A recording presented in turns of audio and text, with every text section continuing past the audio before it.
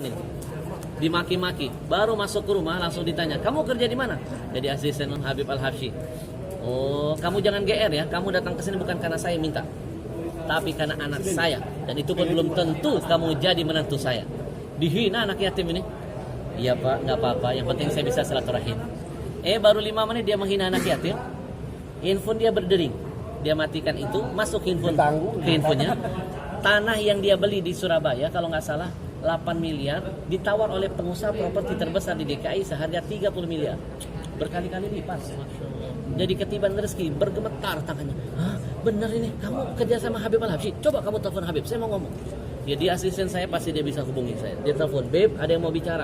Nangis-nangis pengusaha itu, Beb, maaf saya udah kasar sama anak buah Habib, Beb. Anak ini bawa berkah, Beb. Saya bilang, gimana gak berkah? Pertama anak yatim, kedua anak berbakti sama orang tua. Bukti orang yang berbakti sama orang tua itu dekat dengan keberkahan. Masih ingat kisah Umar bin Khattab? Nabi nyuruh Umar. Umar itu statusnya sahabat loh. Disuruh Nabi minta doa kepada orang yang di bawah levelnya Umar, namanya tabi'in.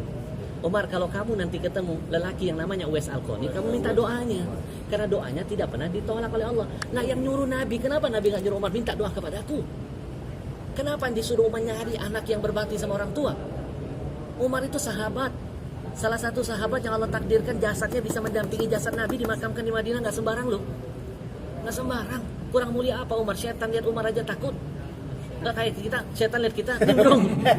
Bayangin, disuruh minta sama orang yang namanya Uwais Al-Qarni, padahal tabi'in, bukan sahabat.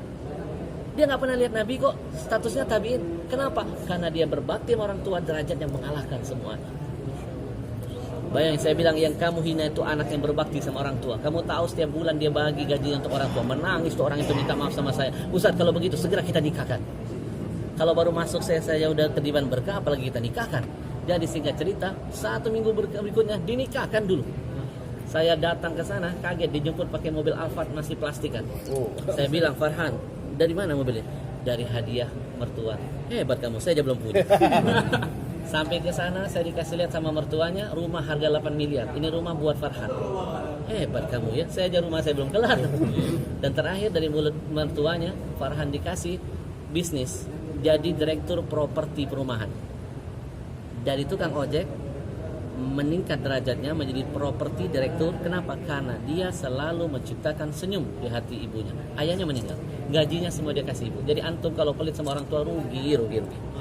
Gak perlu antum cari keramat yang lain. Cukup keramat hidup orang tua, berkah. Makasih Ustaz.